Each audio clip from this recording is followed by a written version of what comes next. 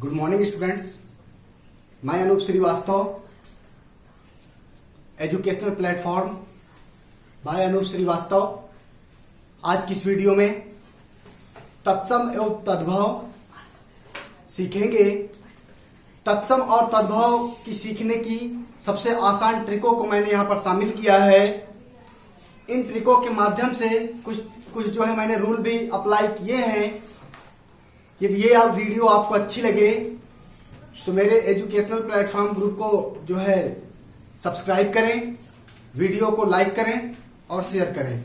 तो शुरू करते हैं आज का वीडियो। तत्सम एवं तद्भव शब्द, बड़ी आसान भाषा में मैं आपको एक चीज बता देना चाहता हूं।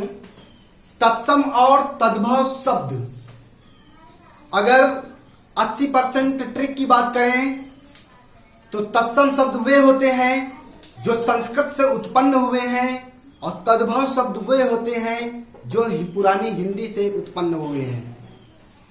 यहां पर डेफिनेशन की बात करूं तो संस्कृत भाषा के वे शब्द जो हिंदी भाषा में ज्यों के त्यों अर्थात अपने मूल रूप में प्रयोग किए जाते हैं तत्सम शब्द कहलाते हैं।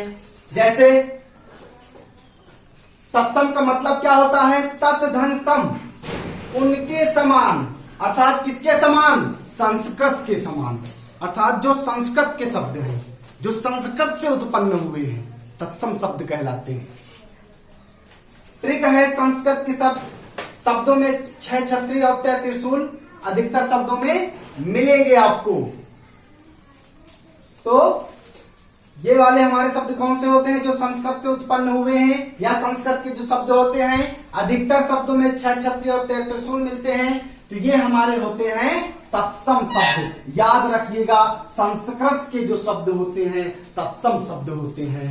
और यदि तद्भव की बात करें, संस्कृत भाषा के जो शब्द प्राकृत, अपभ्रंश, पुरानी हिंदी आदि से गुजरने के कारण आज परिवर्तन रूप में मिलते हैं, तद्भव शब्द कहलाते हैं। अर्थात जो हमारी पुरानी प्राकृत भाषा है या पुरानी हिंदी भाषा के जो शब्द हैं उनका जो एक नया रूप हिंदी भाषा में देखने को मिलता है, उन शब्दों को ही तद्भव शब्द कहा जाता है। कुछ नियम की बात करूं तो सबसे पहले जो है तद्भव का मतलब क्या होता है? तद प्लस भाव, अर्थात विकसित, जो पुरानी हिंदी भाषा से विकसित हुए हैं या जो पुरानी हिंदी भाषा के जो गिने चुने शब्द हैं।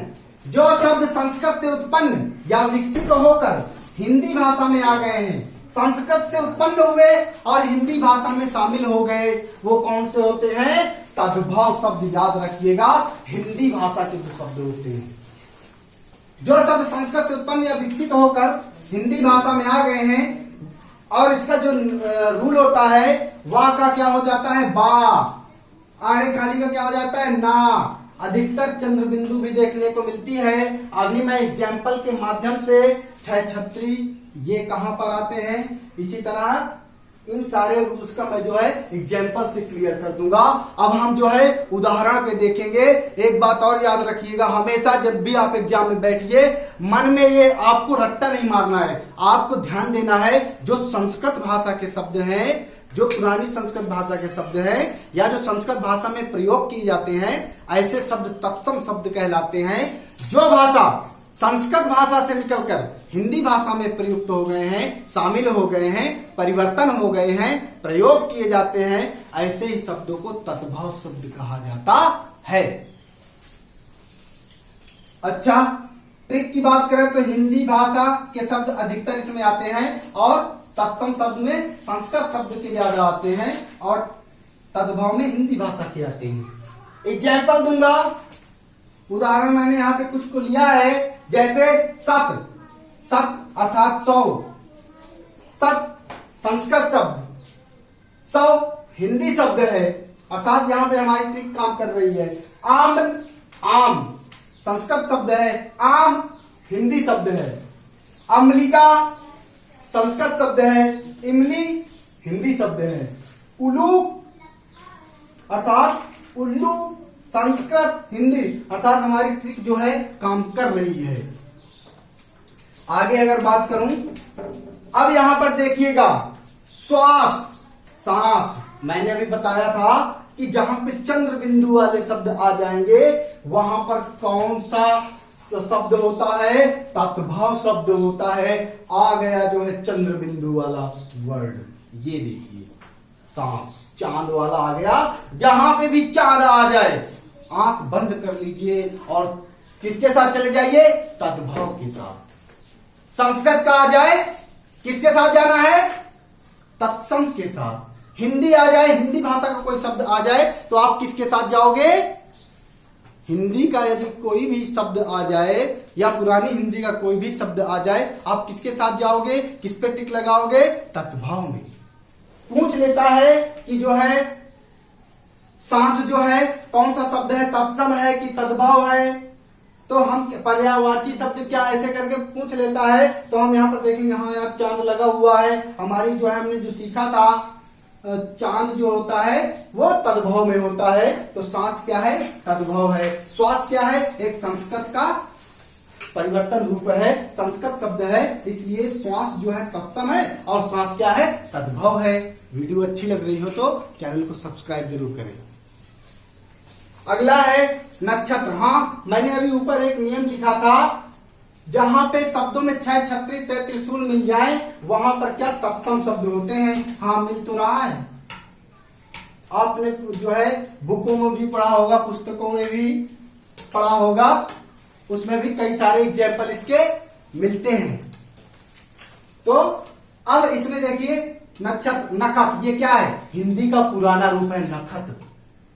पहले जो हमारे बूढ़े बुजुर्ग होते थे वो क्या बोलते थे, अरे नखत नहीं अच्छे लग रहे हैं, अभी नखत अच्छे नहीं है। लेकिन अब क्या यूज किया जाता है, लोग जो शुद्ध बोलते हो कहते हैं नक्षत्र जो है सही नहीं चल रहे हैं इस समय। अर्थात जो संस्कृत भाषा का शब्द है नक्षत्र और जो है हिंदी पुरानी भाषा का शब्द है नखत, तो संस्कृत और हिंदी अर्थात 6 छत्री जो है इसमें मिला तो ये तत्सम शब्द है। याद रखिएगा, 6 त्रिशूल और 6 छत्री मिल जाए तो तत्सम शब्द होता है।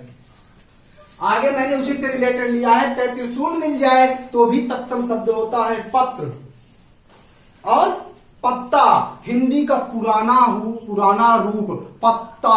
अब कोई पत्ता बोलता है, नहीं बोलता, सब जो है पत्ते बोलते, पत्तियां बोलते। पत्ता हिंदी का एक पुराना शब्द पत्ता।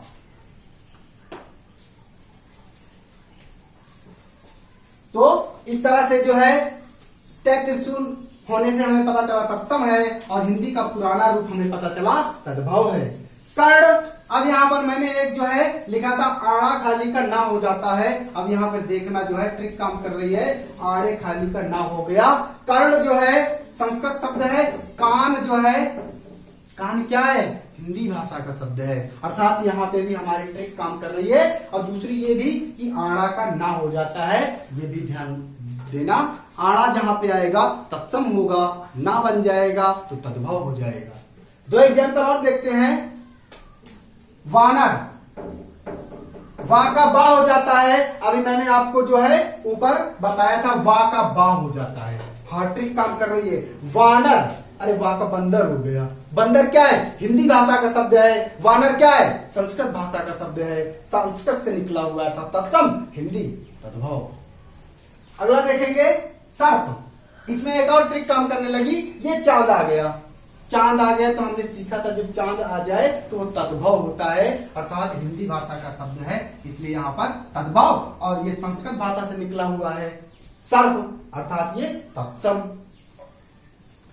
तो इस तरह से आज हमने इस वीडियो में जो है तत्सम और तद्भव को समझने की जो है अचूक ट्रिक आपके सामने प्रस्तुत की।